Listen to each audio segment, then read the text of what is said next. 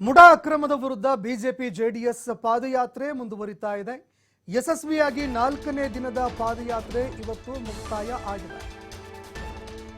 ಸಾಕಷ್ಟು ಜೋಶ್ನಲ್ಲಿ ಆರಂಭವಾದಂತಹ ಬಿಜೆಪಿ ಹಾಗೂ ಜೆಡಿಎಸ್ನ ಪಾದಯಾತ್ರೆ 20 ಕಿಲೋಮೀಟರ್ ವರೆಗೆ ಮೈತ್ರಿ ಪಕ್ಷದ ನಾಯಕರು ಹೆಜ್ಜೆ ಹಾಕಿದ್ದಾರೆ. ಇನ್ನು ಮಂಡ್ಯ ತಲುಪಿದಂತಹ ದೋಸ್ತಿ ನಾಯಕರ ಪಾದಯಾತ್ರೆ 4ನೇ ದಿನದ ಪಾದಯಾತ್ರೆ ಮುಕ್ತಾಯ ಆಗಿದೆ. ಮುಡಾ ಹಗರಣದಲ್ಲಿ ಸಿಎಂ ತಲೆದಂಡಕ್ಕೆ ಬಿಜೆಪಿ ನಾಯಕರು ಆಗ್ರಹಿಸಿದ್ದಾರೆ. ಇನ್ನು ಪಾದಯಾತ್ರೆಯಲ್ಲಿ ಬಿಜೆಪಿಗೆ ಅಪಾರ ಜನಬೆಂಬಲ ಕೂಡ ವ್ಯಕ್ತವಾಗ್ತಾ ಇದೆ. ಕಾರ್ಯಕರ್ತರಿಗೆ ಬಿವೈ ವಿಜಯೇಂದ್ರ ಅವರ ಈ ಒಂದು ನಡೆ ಪಾದಯಾತ್ರೆ ಸಾಕಷ್ಟು ಜೋಶ್ ಕೂಡ ತುಂಬುತ್ತಾ ಇದೆ. ಆರ್ ಅಶೋಕ್, ಅಶ್ವತ್ಥ ನಾರಾಯಣ ಮತ್ತಿತರರು ಪಾದಯಾತ್ರೆಯಲ್ಲಿ ಭಾಗಿಯಾಗಿದ್ದಾರೆ. ದೇಶಭಕ್ತಿಯ ಗೀತೆಗಳನ್ನು ಹಾಡುತ್ತಾ ಬಿಜೆಪಿ ನಾಯಕರು ಕಾರ್ಯಕರ್ತರ ಜೊತೆಯಲ್ಲಿ ಹೆಜ್ಜೆ ಹಾಕಿದ್ದಾರೆ.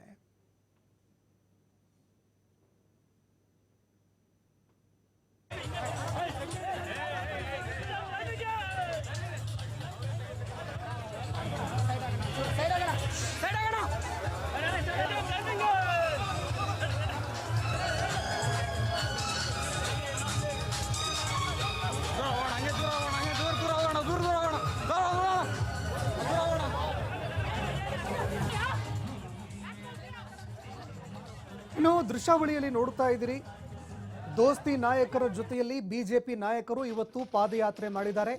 4ನೇ ದಿನದ ಪಾದಯಾತ್ರೆ ಸಾಕಷ್ಟು ಜೋಶ್ನಲ್ಲೇ ಆರಂಭ ಆಯಿತು. ಸರಿಸುಮಾರು 20 ಕಿಲೋಮೀಟರ್ ವರೆಗೆ ಬಿಜೆಪಿ ಹಾಗೂ ಜೆಡಿಎಸ್ ನಾಯಕರು ಇವತ್ತು ಹೆಜ್ಜೆ ಹಾಕಿದ್ದಾರೆ.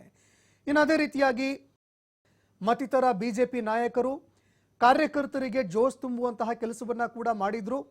ಅದೇ ರೀತಿಯಾಗಿ ಆ ರಸ್ತೆಯುದ್ದಕ್ಕೂ ದೇಶಭಕ್ತಿ ಗೀತೆಗಳನ್ನು ಹಾಕ್ತಾ